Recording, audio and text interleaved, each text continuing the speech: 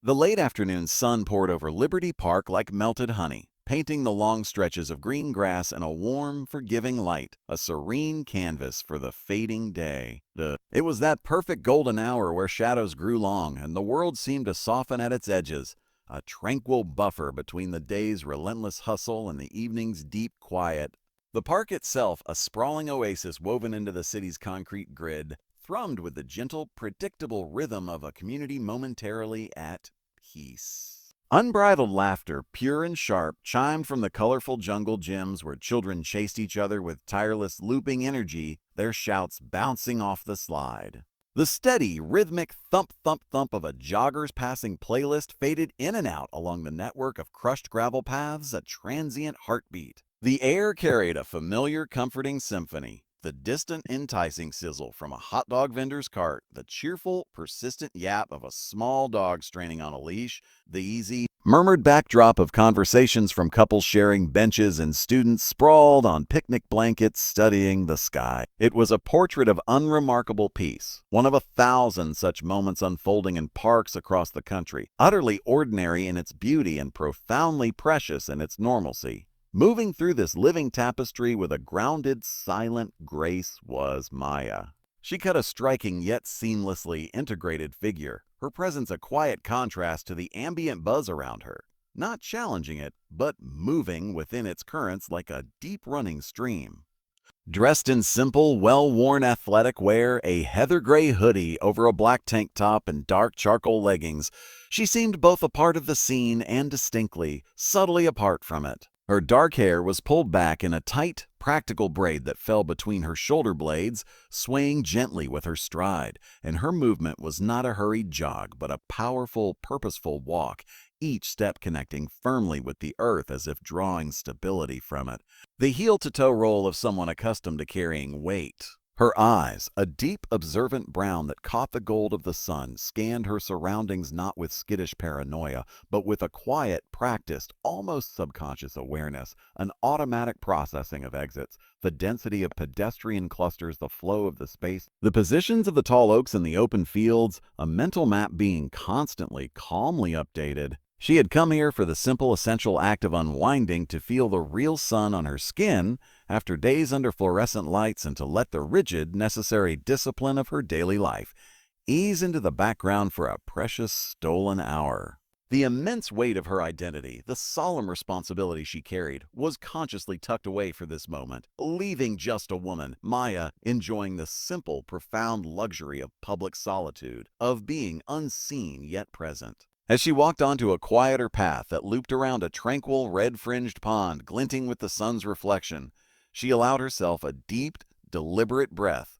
the clean scent of damp earth, blooming lilacs and cut grass filling her lungs, washing away the sterile, recycled air she so often breathed. A faint, unguarded smile touched her lips as she watched a small child, maybe 4 years old, successfully feed a crust of bread to a boldly approaching duck without flinching, the child's face then exploding into a grin of triumphant courage, a small, beautiful victory. This was her sanctuary, her neutral ground.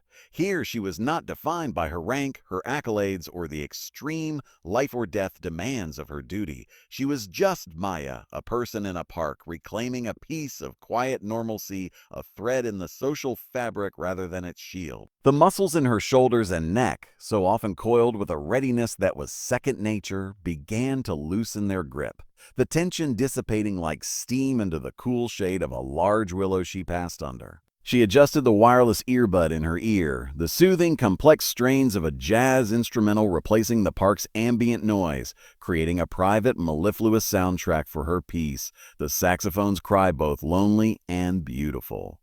For all her profound capability in chaos, she cherished this calm deeply, understanding its fragility and its necessity, the way a blade must rest in its scabbard to remain sharp.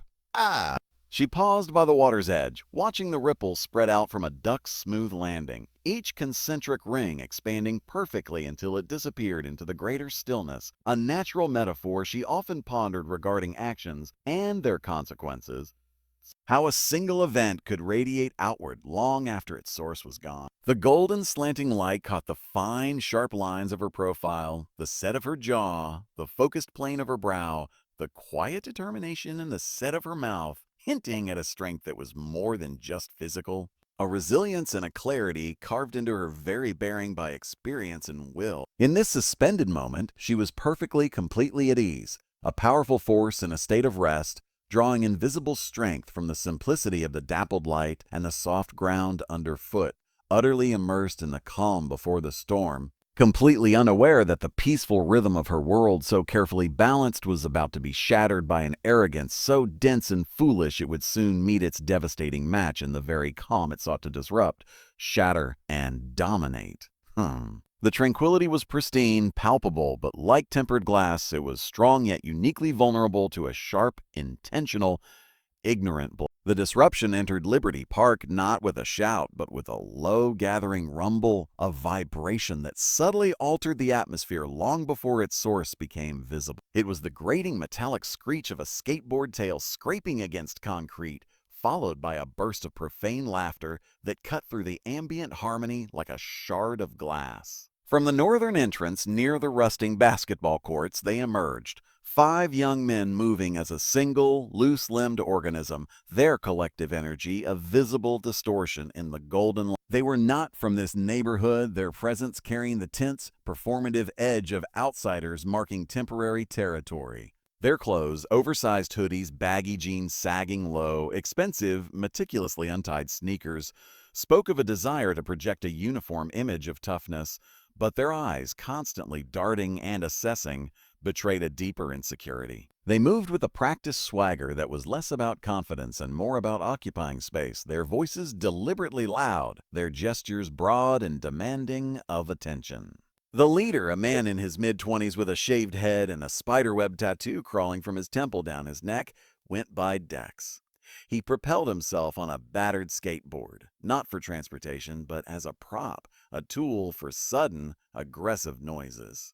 His smile was a permanent, unsettling sneer revealing a chipped front tooth, and his eyes held a flat, calculating emptiness. Flanking him was his closest lieutenant, a lanky, wiry man named Kip, whose nervous energy manifested in constant, jittery movement and a laugh that was too high and too sharp, punctuating Dex's crude comments like a faulty metronome.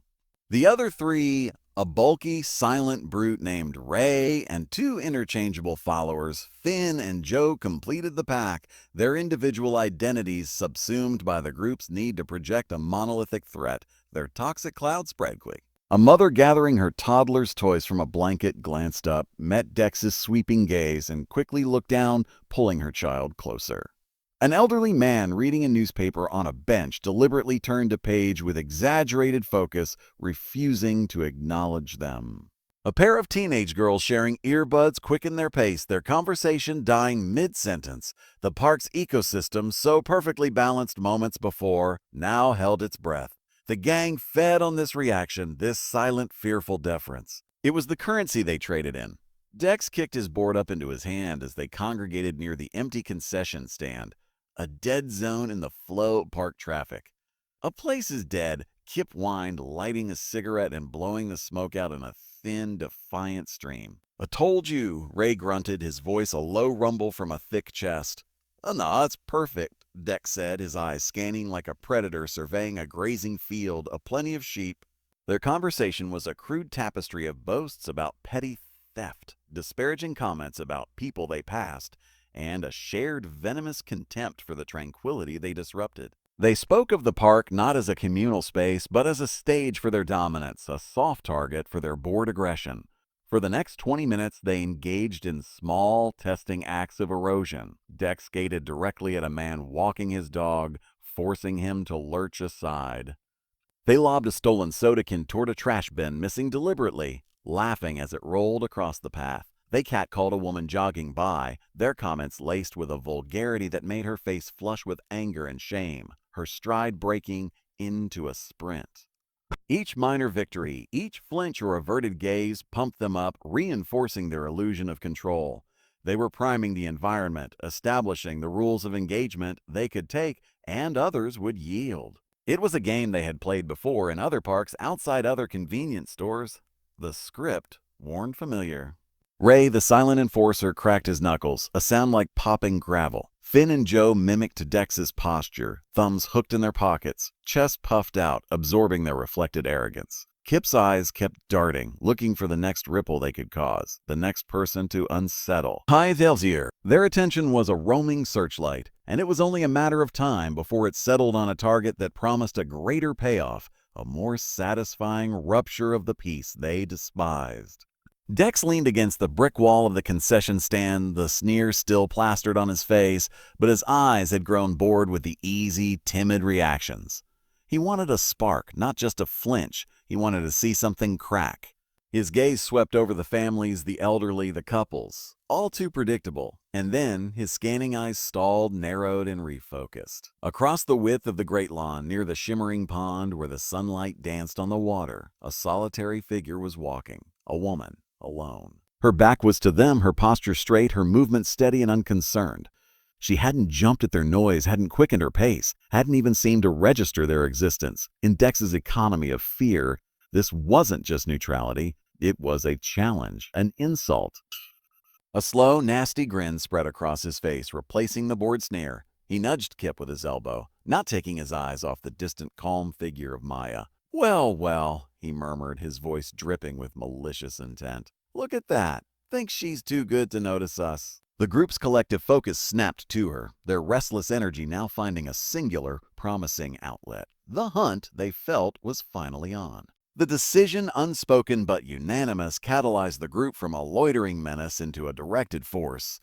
As one, they pushed off from the shadow of the concession stand, a wolf pack abandoning the tree line for open ground. Dex led, not with haste, but with a slow rolling gait that consumed the distance between them and their target with deliberate theatrical purpose. The skateboard was tucked under his arm now, a potential weapon or a symbol of discarded leisure. His focus was absolute. Kip fell in beside him, his earlier jitters replaced by a giddy, cruel excitement, while Ray, Finn, and Joe fanned out slightly behind, forming a loose, crescent-shaped perimeter that subtly aimed to cut off the path ahead. Their movement through the park was a performance, and the scattered bystanders were their unwilling audience. A father teaching his daughter to fly a kite instinctively reeled the line in, drawing her back. Two friends mid-conversation on a bench fell silent, their eyes tracking the group's progress with wary dread. The peaceful atmosphere curdled, the golden light now feeling exposed and brittle, illuminating a threat it could not dispel.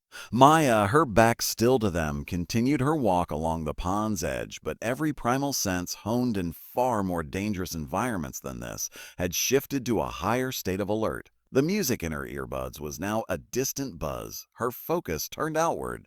She had felt the change in the park's energy the moment they had focused on her, a chilling predatory intent that traveled on the breeze like a new scent. She didn't need to turn her head to see them. She could feel the weight of their stare between her shoulder blades, could sense the closing distance in the altered sounds behind her. The crunch of their footsteps on the gravel path, the low, muffled chuckle. Her heartbeat, a steady drum in her chest, did not quicken but deepened, a calm, powerful rhythm preparing her body for action. Her breathing remained even, each inhalation measured, each exhalation releasing tension. She casually glanced at the pond's reflection, using the watery mirror to confirm their number, their formation, and the lead man's posture. Her mind, a flawless computer, began running scenarios, angles of approach, potential weapons, the skateboard, a chain on a belt, the glass bottle in Kip's hand, positions of cover, the large oak to her left, and the locations of every civilian in the immediate vicinity. She noted the elderly couple now 50 yards ahead, the young mother with a stroller veering nervously onto the grass. Her primary objective crystallized instantly. Draw them away from the bystanders, contain the threat, and de-escalate if possible. If not, end it swiftly. Dex closed the final 20 feet, his voice slicing through the quiet, a mockery of friendliness layered over a core of steel. Hey there, nice day for a walk, ain't it? The words were loud, meant to startle, to force her to turn on their terms. Maya did not startle. She completed her step, then turned slowly, smoothly to face them. Her movement was neither fearful nor aggressive, but simply an acknowledgement of a presence. Her face was a mask of neutral observation, her eyes meeting Dex's without flinching, without blinking, taking in every detail of his face, his stance, the dilation of his pupils. She said nothing. Her silence was a wall. It threw them off balance. They were used to fear, to nervous placation, to angry retorts they could twist into justification for escalation. This quiet, assessing gaze was a language they didn't speak. Kip, emboldened by her silence and her aloneness, chimed in, the pitch of his voice too high. Yeah, you look like you're in your own little world. We're just being friendly, saying hello." He took a step to the side, beginning the subtle flanking maneuver. Maya's eyes flicked to him for a millisecond, cataloging him, then returned to Dex, the clear point of origin. "I'm fine, thank you," she said, her voice low, clear, and devoid of any emotion that could be fed upon. No fear, no anger, no invitation. It was a statement of fact, a dismissal. It was the wrong answer for their script. Dex's friendly facade cracked into a smirk. "We're just out here enjoying the park, same as you. No need to be so stuck up." He took another step forward, now well within the social boundary of personal space, invading hers intentionally. The rest of the group tightened their semicircle. Ray cracked his knuckles again, the sound obscenely loud in the tense air. Finn and Joe grinned, sensing the familiar slide from words into something more physical. Maya did not retreat. She held her ground, which, from their perspective, was a baffling act of defiance. She simply shifted her weight slightly, centering her balance, her hands relaxing at her sides. "I'm going to continue my walk now," she stated, her tone leaving no room for discussion. She made a step around Dex, choosing the path toward the large oak, away from the water and the family areas. In a flash, Dex mirrored her movement, blocking her path. His body now fully barred her way, his smirk gone, replaced by a hard, glittering look in his eyes. The performance was over. The pretense of friendliness had evaporated. Not so fast," he said, his voice dropping, the playful tone gone, replaced by a gravelly command. "We're talking to you. You walk away, that's rude." The threat was naked now, hanging in the space between them. The other four men closed the last bit of distance, the loose crescent becoming a tight human wall. Maya was surrounded. The peaceful pond, the ducks, the dappled sunlight, it all faded into a blurred backdrop. Her world narrowed to the five men, their body language, their breath, the malicious intent radiating from them. She looked from face to hard face, her own expression still impossibly, infuriatingly calm. The first phase was over. The confrontation had begun. The circle was complete, a ring of hostile intent under the open sky. The air, once carrying the scent of lilacs and cut grass, now tasted metallic, charged with adrenaline and aggression. Maya stood at its center, a statue of calm in the eye of a gathering storm. She did not look trapped. She looked anchored. Her eyes completed a final, deliberate circuit of the five faces, assessing the hierarchy of threat. Dex, the volatile leader, was the ignition point. Ray, the brute, was the blunt force. Kip was the unstable accelerator, and Finn and Joe were followers, dangerous only in their proximity to the others' poor decisions. "You need to move," Maya said, her voice not rising, but somehow carving through the tense silence with the clarity of a bell. It was not a plea. It was a directive, simple and absolute. Dex barked a laugh, but it was hollow, strained by her unwavering composure. "We need to move? Sweetheart, you're the one in our way." He spread his hands, a mocking gesture of innocence, appealing to his crew. "We're just standing here in a public park. You're the one who's all tense." He took another half step, close enough now that she could smell the stale cigarettes and cheap beer on his breath. This was a classic tactic: invade, provoke, and then blame the reaction. Maya's gaze didn't waver from his. She ignored the insult, the condescension. She spoke to the core of the action. "You have deliberately blocked my path. You are surrounding me with clear, aggressive intent. This is your opportunity to disengage, walk away." Her words were clean, clinical, and devastatingly accurate. She was not arguing with him. She was narrating his actions and presenting the logical consequence, removing the emotional fuel he was trying to pour on the situation. This infuriated him. He was used to shaping narratives, to being the one who defined the reality of a confrontation. Her cold, factual dismantling of his game left him exposed. His face flushed. "Aggressive intent?" he mocked, his voice rising. "You hearing this? She's watching too much TV. We're just talking." He looked to Kip for backup. Kip, seizing his role, waved the glass bottle in his hand. "Yeah, paranoid much? Maybe you think you're special." The racial undertone he'd been itching to deploy now slithered out, ugly and intentional. A muscle in Maya's jaw tightened. A minute flicker that only the most observant would have caught. It was not a flinch of fear, but a surge of controlled fury at the ancient, tired hatred now staining the air. Yet her voice remained level, a testament to a discipline that ran deeper than anger. The content of your speech is irrelevant. Your actions are a threat. This is your last warning. Step back and disperse. She said it with the finality of a judge passing sentence. For a moment, a flicker of doubt passed through the ranks. Finn and Joe exchanged an uncertain glance. The script was broken. This wasn't how it went. Their prey wasn't cowering or yelling. It was issuing tactical directives. The bizarre power of her calm created a vacuum of uncertainty. Dex saw the hesitation in his crew and knew he had to shatter it and shatter her to regain control. The time for words was over. He needed to reestablish the physical reality he understood. Strength through force, dominance through fear. Or what? He snarled. The last vestige of pretense gone, his face contorted into a mask of genuine malice. You gonna cry? You gonna scream? There's no one here to help you. He glanced at Ray and gave a barely perceptible nod. The silent brute understood. As Dex held Maya's gaze, trying to pin her with his hatred, Ray moved. It wasn't a wild punch, it was a calculated, powerful grab. His massive hand, like a ham-sized vise, shot out to seize her upper arm, meant to yank her off balance, to physically demonstrate her helplessness, to make the threat devastatingly real. Maya's eyes never left Dex's. She didn't need to see Ray's hand coming. She had tracked his positioning in her peripheral vision from the start, had predicted the moment he would be used. The moment his fingers brushed against the fabric of her hoodie, time seemed to fracture into a series of perfect, sequential images. She did not pull away. Instead, her left arm flowed upward and inward, not against the force of the grab, but with it redirecting the energy. Her own hand clamped over Ray's wrist as he seized her, her grip not trying to overpower his, but aligning, guiding. At the same instant, her body pivoted on the ball of her foot, a smooth quarter turn that used Ray's own forward momentum against him. His powerful grab became his own undoing as he was pulled off center, his balance compromised by the woman who supposedly had none. He didn't fall, not yet. But he stumbled forward with a surprised grunt, his intended violent capture turning into a clumsy lurch past her shoulder, breaking the perfect circle. His hand was torn from her arm, not by her strength, but by the physics she had orchestrated. Maya ended the motion back in her centered stance, her hands now held loosely in front of her, a defensive posture that was both open and ready. She had not broken free. She had never been caught. She had transformed an act of domination into a public demonstration of its futility.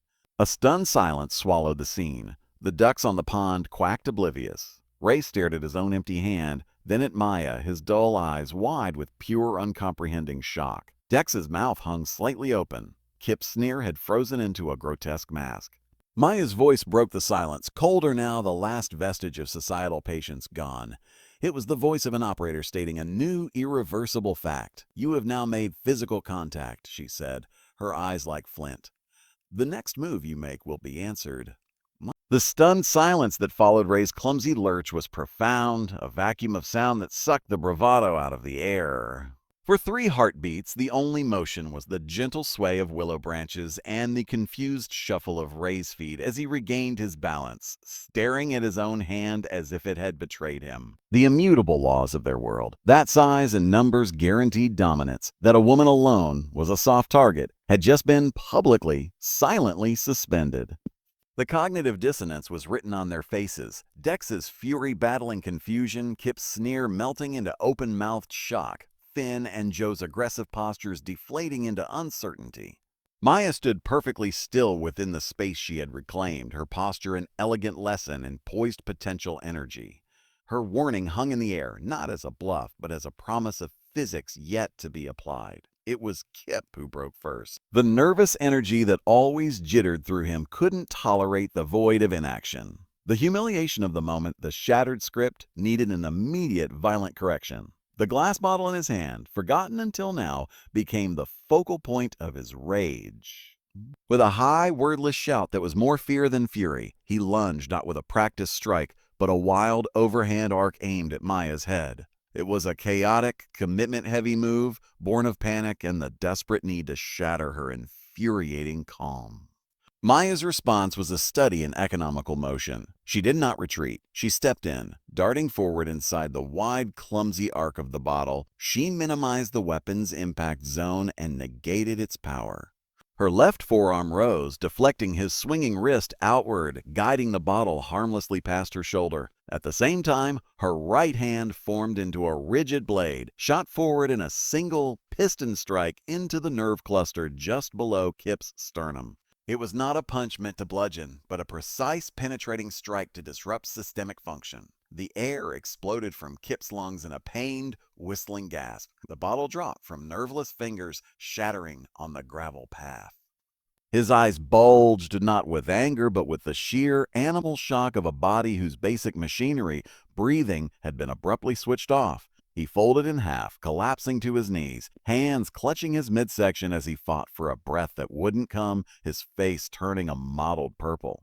The entire interaction from his lunge to his crumpled, wheezing form on the ground took less than 2 seconds. The tableau was now violently altered. One man was down, gasping like a fish on land. The remaining 4 stared, the reality of the situation crashing into them with the force of a physical blow. This was no lucky shove. This was a level of skill so far beyond their understanding it seemed supernatural. The easy target had just disabled one of them with a movement so fast and clinical it was barely seen. Dex's mind, wired for dominance but not for tactical adaptation, short-circuited. Rage, pure and unadulterated, burned away the last vestige of calculated intimidation. "You bitch!" He roared, the profanity tearing through the park. He wasn't thinking of circles or intimidation anymore. He was thinking of annihilation. He dropped the skateboard and charged, a full-bodied, head-down rush, aiming to tackle her to the ground, where his weight and his friends could overwhelm her. Maya, having stepped in to dispatch Kip, was perfectly positioned. As Dex charged, she shifted her weight, becoming a pivot point. She didn't meet his force, she redirected it. As he reached for her, she grasped his leading arm, turned her hips, and used his own furious momentum as the engine. It was a classic, devastating hip throw. One moment Dex was 180 pounds of charging aggression. The next, he was airborne, his feet kicking over his own head. He landed on his back with a colossal percussive thud that shook the ground, the impact driving the remaining wind from his lungs in a pained whoosh. He lay there sprawled on the gravel, staring at the sky, utterly paralyzed by the shock of the impact and the complete reversal of his world. The leader was down, the enforcer was stunned, the accelerator was incapacitated. A new silence descended, thicker and more charged than the last. It was broken only by Kip's ragged, sucking attempts to breathe and Dex's shallow, pained groan. Finn and Joe stood frozen, their bravado evaporated, replaced by raw, primal fear. They looked from their writhing friends to Maya, who had already settled back into her ready stance, her breathing slightly deepened but perfectly even, her gaze sweeping over them with detached assessment. She hadn't even broken a sweat. Ray, finally shaking off his stupor, looked from Dex on the ground to Maya's calm face. A deep, animal growl of frustration erupted from his throat. His pride, his simple understanding of the world, had been insulted. Forget the skill, forget the technique. He saw only that she had made him look weak. With a bellow, he charged. This time, a more direct, powerful bull rush, his massive arms outstretched for a crushing bear hug. Maya didn't try to stop the charge. She guided it. As he reached her, she sidestepped at the last possible microsecond, her foot snaking out to trip his leading leg. Ray's own colossal momentum did the rest. He crashed face first into the trunk of the large oak tree with a sickening, wooden thud and slid down to its roots, dazed and moaning. In under 10 seconds, the dynamic had been utterly, irrevocably shattered. The circle was broken, replaced by a scene of scattered, groaning bodies centered around a woman who stood as calm and composed as when she had watched the ducks on the pond. Her eyes now lifted from Ray's slumped form and settled on the last 2 standing men, Finn and Joe. She said nothing. She simply looked at them. The message was clearer than any shouted threat. The choice was now theirs: join their friends on the ground or flee. The illusion of their power had not just been broken, it had been dismantled, piece by humiliating piece, in broad daylight. The world had narrowed to a bubble of stark, brutal clarity. The park's peaceful sounds, the distant laughter, the rustling leaves were muted, existing on the other side of a thick pane of glass. Inside the bubble, there was only the ragged symphony of pained breath. Kip's wet, choking gasps as he curled on his side, raised dazed groaning against the tree bark. Dex's shallow, furious panting as he pushed himself up on his elbows, his eyes burning with a hatred so pure it was almost luminous. And there was Maya, the still point of the turning world, her breath measured and deep, her senses hyper-attuned to every twitch, every shift in the broken circle of her attackers. Finn and Joe, the two remaining upright, were paralyzed in the grip of a primal dilemma: fight or flight. Their eyes darted between their fallen comrades and the woman who had put them there. Every instinct screamed flight, but the shame of abandoning their leader and the terrifying, unfamiliar territory of being dominated held them rooted. They shuffled nervously, their hands half raised in a pathetic mimicry of a fighting stance, but their will to engage was shattered. It was Dex who reignited the chaos. The humiliation of being thrown, of lying flat on his back in the dirt, was an acid eating through his reason.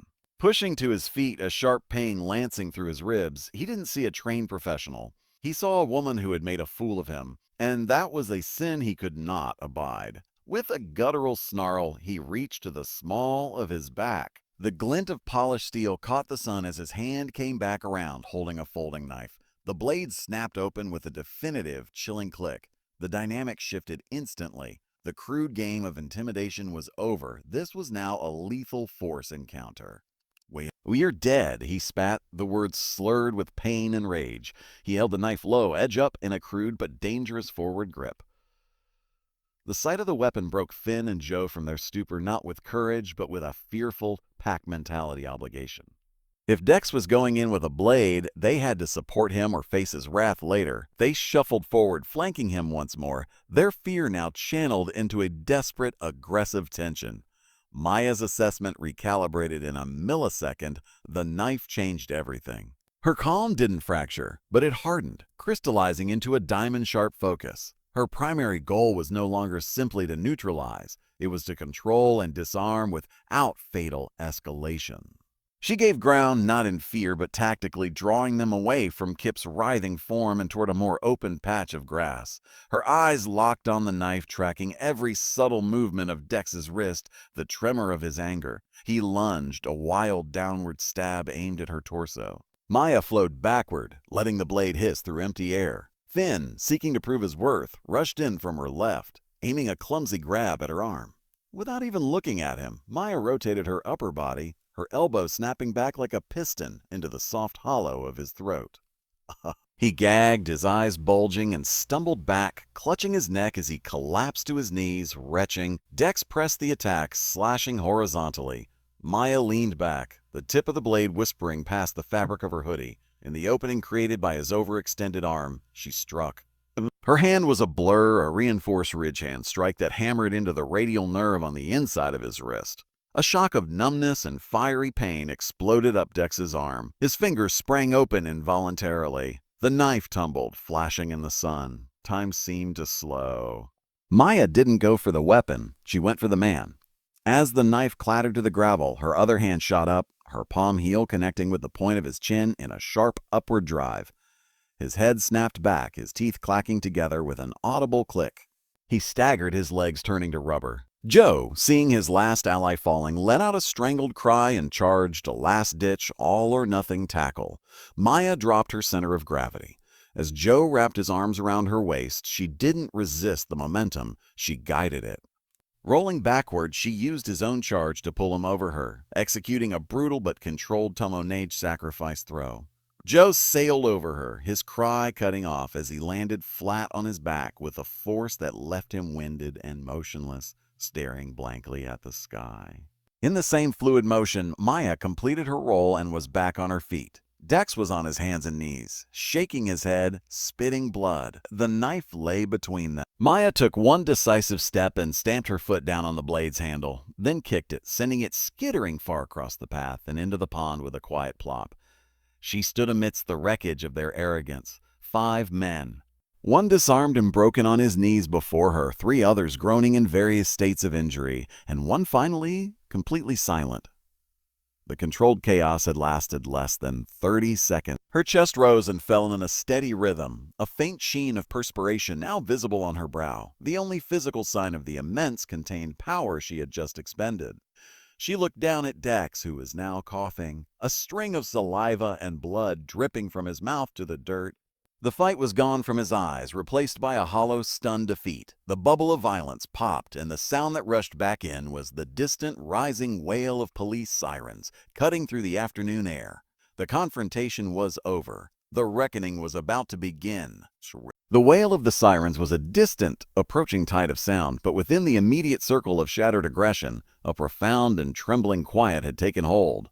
The kinetic energy of the fight had dissipated, leaving in its wake a landscape of human wreckage and one unshaken pillar. Though Maya stood, her breathing already smoothing into its normal, disciplined rhythm.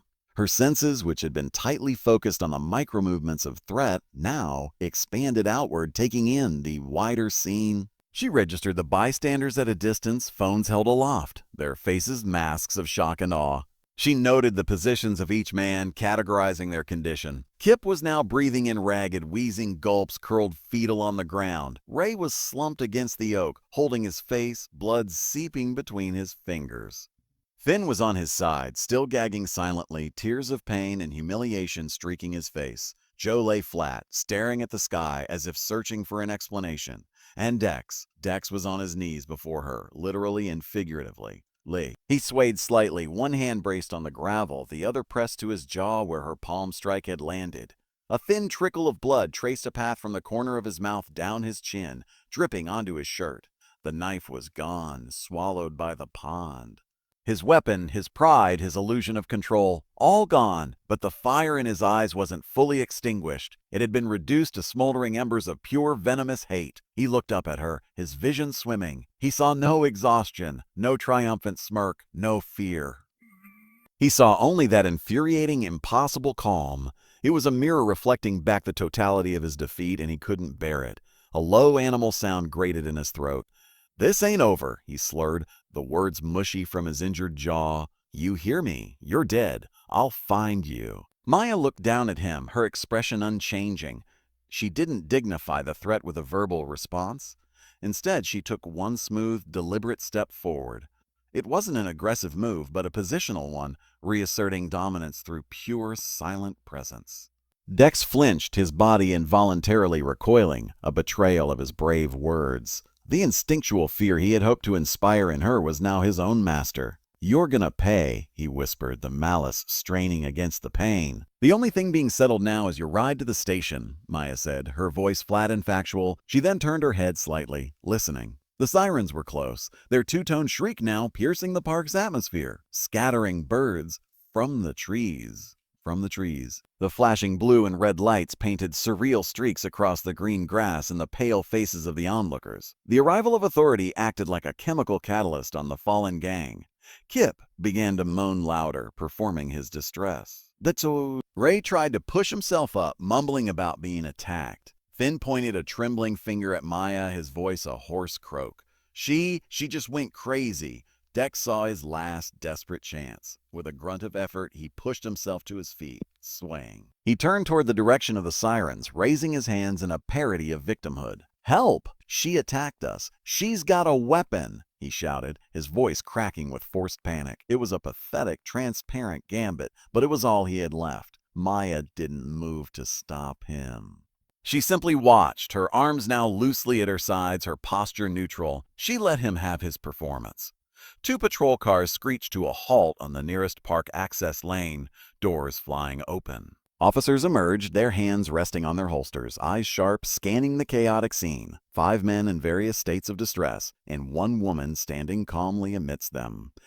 Their training kicked in, assessing the visible narrative. The numbers were against her, but the energy, the spatial arrangement told a different story. Everyone. Hands where we can see them. The lead officer, a broad-shouldered man with a sergeant's stripes, boomed, his voice cutting through Dex's shouts. Maya slowly raised her hands to shoulder height, palms open and forward, a picture of non-threatening compliance. Dex and his crew continued their charade, crying out about their injuries, pointing at Maya. The sergeant's gaze swept over them, then locked onto Maya. Her calm was a stark anomaly in the center of the storm. He gestured to his partner, a younger officer who moved to contain the groaning men. Nat. The sergeant himself approached Maya cautiously, his eyes missing nothing. Her stance, her steady breath, the focused awareness in her eyes that was utterly unlike the glazed shock or performative hysteria of the others. "Ma'am," he said, his tone firm but not accusatory, "what happened here?" Before Maya could speak, Dex lurched forward, his voice rising to a hysterical pitch. "She assaulted us, man, for no reason. We were just talking and she snapped. Look at my face. Look at my friends." The sergeant held up a hand, silencing him without even looking his way. His eyes remained on Maya. "Ma'am?" Maya lowered her hands slowly as he neared, showing no sudden movements. "These men surrounded and threatened me," she stated, her voice clear and carrying. They escalated to physical contact. One, she nodded toward Dex, produced a knife. "It's a knife." "I defended myself with proportional force to neutralize the threats. The knife is in the pond, approximately 10 feet from the eastern bank where he attempted to stab me. There are multiple civilian witnesses recording the incident." Her statement was delivered with the clipped, precise detail of a military report. No emotion, no embellishment, just facts, timestamps implied in the sequence. It had the ring of undeniable truth. Dex spluttered. "She's lying. She's crazy." The sergeant's eyes narrowed. He looked from the blood on Dex's mouth to the way his crew shied away from meeting his gaze to the peaceful, assured presence of the woman before him. The math wasn't adding up in their favor. The whistling sound of a backup ambulance echoed in the distance. "Sergeant," Maya said, locking eyes with him. Her voice dropped slightly, not to a whisper, but to a tone of confidential professionalism meant only for him. "I need to provide you with my identification. It's in my right hip pocket. I am going to retrieve it slowly." He gave a single curt nod, his hand still near his weapon, but his posture easing slightly, intrigued by her protocol. And Maya moved with slow, deliberate care, reaching back and pulling a slim, black leather wallet from her pocket. She held it out, not opening it herself, allowing him to take it. The sergeant took it, his eyes flicking down. He flipped it open. His posture changed instantly. The professional caution melted into something else. A recognition, a swift recalibration of the entire situation. He looked from the official identification card inside the wallet, back to her face, then to the disheveled, moaning men around them. He closed the wallet carefully and handed it back to her, his voice now carrying a new, profound layer of respect. "I see, ma'am." He took a half step back and turned to face the scene, his voice booming with restored, unambiguous authority. "All right, listen up. The performance is over." He pointed at Dex. "You, sit down on the ground. Now, you're under arrest for assault with a deadly weapon and attempted kidnapping. The rest of you don't move a muscle." The final fragile hope in Dex's eyes guttered and died, replaced by the dawning, horrifying understanding that he had not just picked a fight. He had triggered a mechanism of justice he couldn't possibly comprehend, and it was now closing around him with cold, definitive jaws. The takedown was complete. Not just physical, but legal, moral, and absolute. The sergeant's voice, sharp with the tone of a man whose patience for lies had just evaporated, cut through the remaining whimpers and protests like a blade. "You, sit down on the ground. Now, you're under arrest for assault with a deadly weapon and attempted kidnapping." The words "attempted kidnapping" hung in the air, a formal, terrifying charge that framed their bullying in a stark new legal light. Dex's body seemed to deflate. The last vestige of fight left him in a shuddering exhale. He sank to his knees, then slumped back onto the gravel, not in submission, but in total systemic failure. His eyes, glazed and unfocused, were locked on Maya as the sergeant handed her wallet back with that unmistakable deference. A ripple moved through the gathering crowd, a wave of murmured confusion and intensifying curiosity. They had seen the fight, the shocking efficiency, but they didn't have the key. The sergeant's sudden, decisive shift and the formal gravity of the charges hinted at a hidden truth. Phones were raised higher, zooming in on the exchange. The younger officer, having cuffed a dazed and silent Finn, looked to his sergeant for guidance, his brow furrowed at the sudden change in posture toward the woman. The sergeant ignored the unspoken question for a moment, his attention on ensuring his officers secured the scene.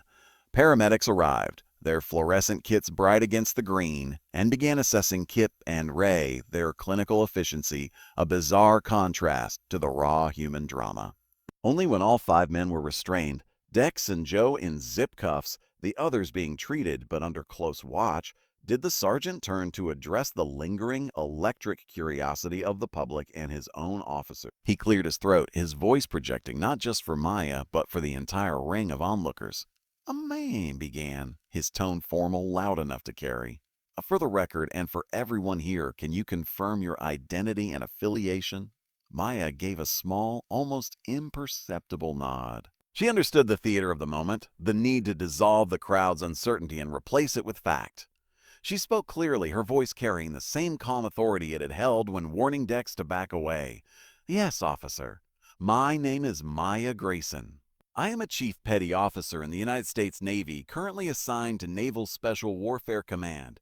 A collective gasp, a sharp intake of breath from 24 people swept through the onlookers. Whispers exploded. "A Navy? A special what? Oh my God." The sergeant, needing absolute clarity, pressed on, voicing the question everyone was screaming in their minds. "And your specific role within that command?" Maya met his gaze, then let her eyes sweep briefly over the crowd, making the truth a public proclamation. "I am a United States Navy SEAL." The words did not echo, but they seemed to vibrate in the very air, silencing all whispers instantly.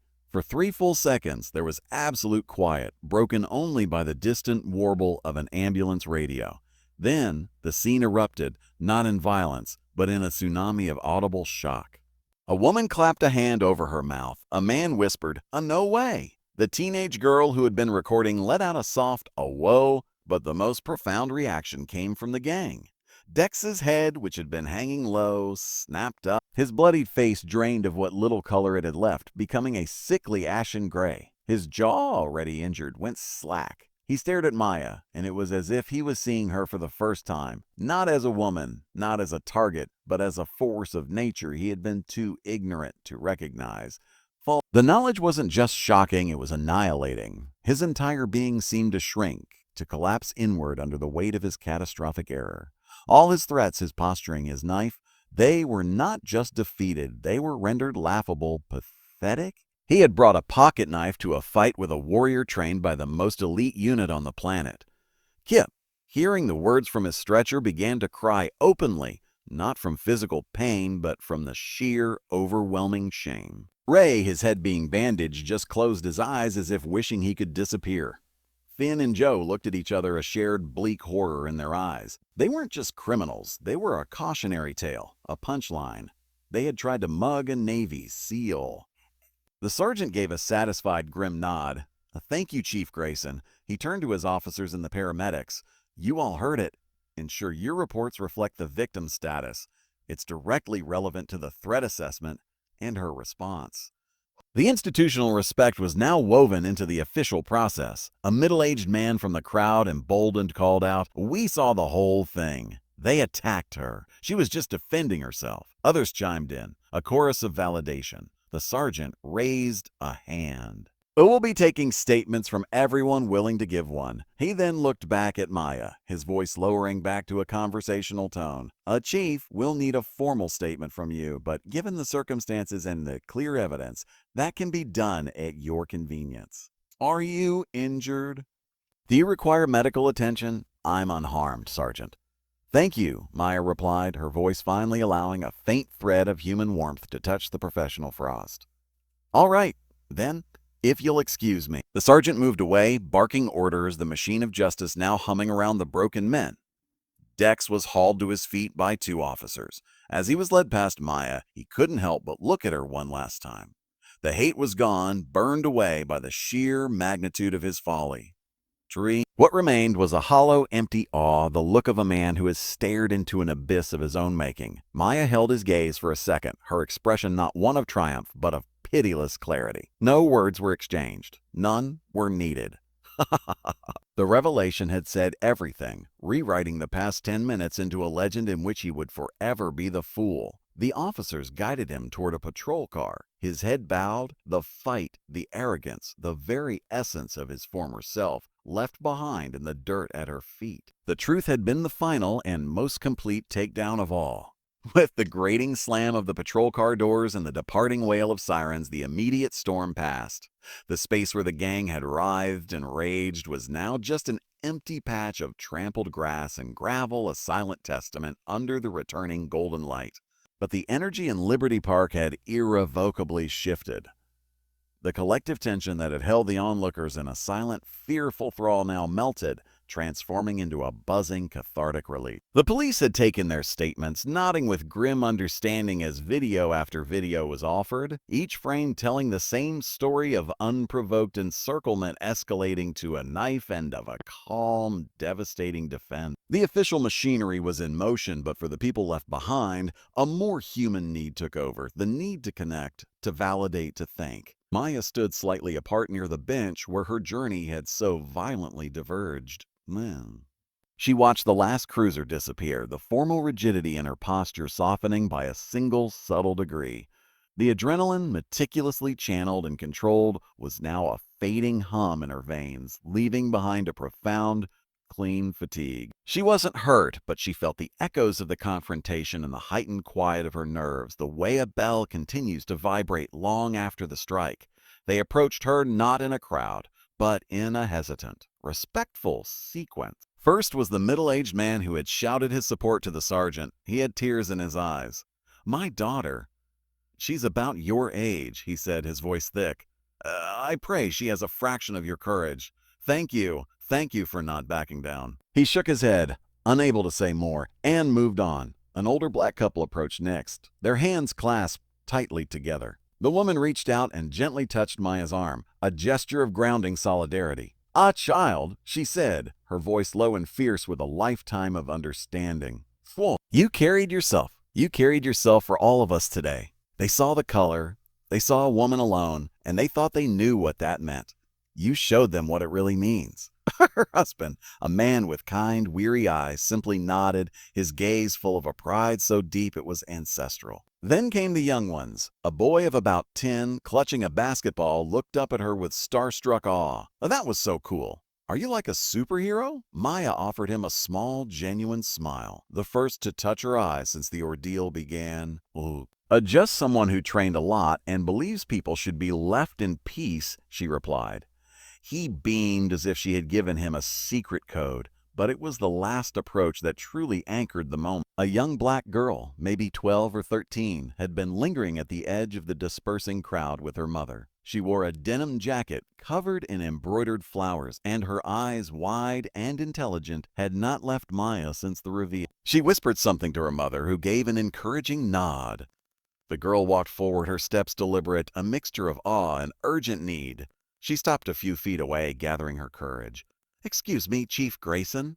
Her voice was soft but clear. Maya turned fully to her, lowering her gaze to meet the girl's. "Yes. I saw what they did, how they came at you, and I saw what you did."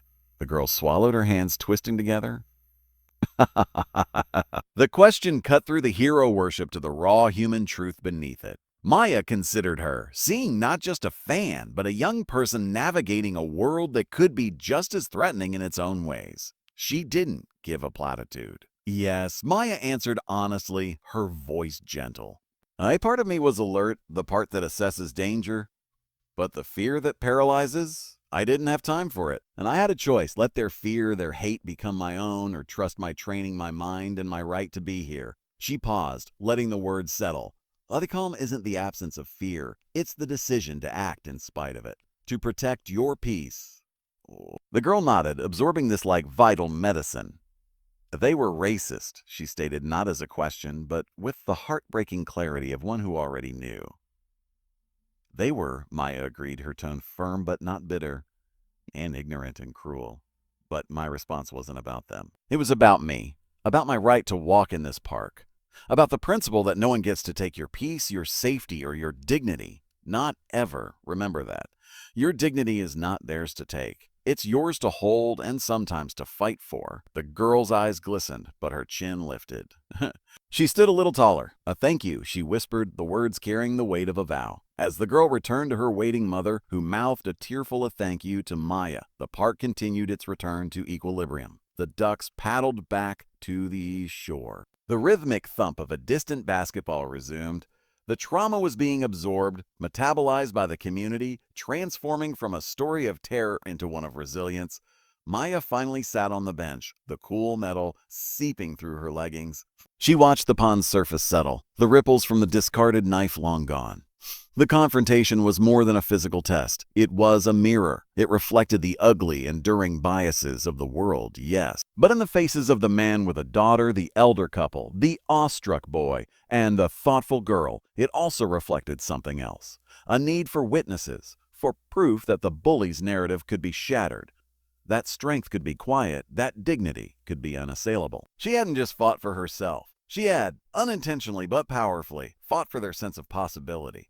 The fatigue she felt was laced with a solemn, quiet purpose. The battle was over, but its meaning was just beginning to ripple outward, carried by every person who had seen it, and especially by one young girl in a flowered jacket, who now walked home with a new, ferocious understanding of what her own dignity was worth.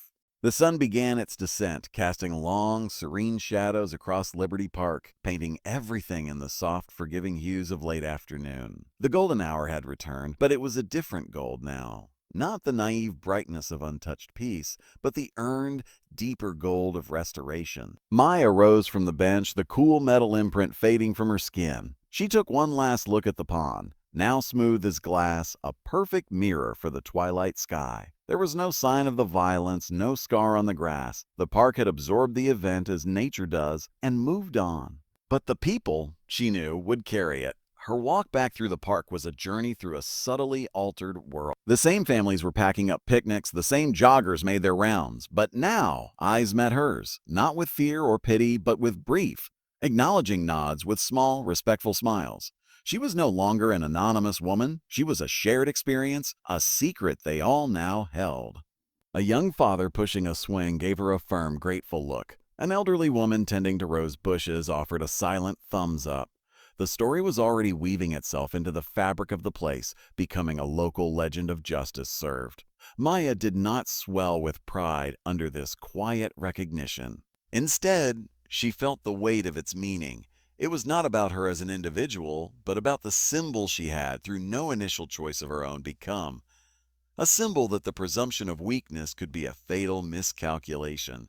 That strength could wear a quiet face. That dignity, when threatened, could have a razor-sharp edge. She walked not with a victor's strut, but with the same purposeful, grounded stride she had entered with. Though now the solitude felt different, charged with a sense of connection to every person who had ever felt small in that same space. She reached the park's eastern gate, pausing as the city's hum replaced the park's rustle. She looked back one final time. The scene was postcard perfect once more. Yet, the air itself seemed to remember. It held the echo of Kip's gasps, the thud of decks hitting the ground, the chilling click of the knife, and the powerful silence that followed her declaration. United States Navy SEAL, but louder than all of that was the echo of the young girl's voice. How did you stay so calm? Maya turned and stepped onto the city sidewalk, merging with the flow of pedestrians. The everyday world resumed, the rumble of buses, the chatter from open cafe doors, the glow of streetlights flickering on. The extraordinary battle was over, folded back into the ordinary. But that, she understood, was where the real work always was. The greatest tests weren't on distant battlefields with clear enemies. They were on sun-drenched paths where hatred and arrogance wore civilian clothes, and courage meant holding your ground, literally and spiritually. As she walked, the final words of the story, the message meant not for her but through her, composed themselves in her mind, a direct address to the unseen audience who would soon witness this tale. Life is measured not by the absence of conflict, but by the courage we summon when it arrives at our feet. This story is not about violence. It is about the sanctity of peace and the fierce defense it sometimes requires. It is a reminder that heroes don't always wear capes. They wear hoodies and joggers. They are the quiet ones, the disciplined ones, the ones who walk through the world respecting its peace but are prepared, always, to protect it. What looks like an ordinary woman in a park might be a reservoir of incredible strength. What looks like a moment of vulnerability might be a trap for the arrogant. And what looks like a simple afternoon can become a lesson that reverberates far beyond a single patch of grass. Today, 5 men learned that lesson in the most humbling way possible. But more importantly, a young girl learned that her dignity is a fortress. A community learned that they do not have to accept intimidation as a part of their landscape. One person's unwavering stand can alter the atmosphere for everyone. If this story reminded you of your own strength, if it inspired you to hold your ground, to value your peace, or to simply believe that justice can prevail in everyday moments, then share it. Let that ripple spread. Let others know that in the face of adversity, we are not powerless. We are capable of extraordinary calm, extraordinary strength, and extraordinary change. Subscribe for more stories that explore the resilience of the human spirit, that celebrate the unsung warriors among us, and that reminds you, no matter who you are or where you walk, you have the right to be there in peace. Your courage matters. Your story is next. Maya turned the corner onto her own street, the final thoughts settling within her. The confrontation was over. The mission, however, the quiet, lifelong mission of living with integrity, strength, and the unwavering defense of one's own humanity, that mission, like the ripples on the pond, continued ever outward. The park was behind her, peaceful once more. The world ahead was vast, complex, and waiting. She stepped forward into the welcome stillness of the evening, ready for whatever came next.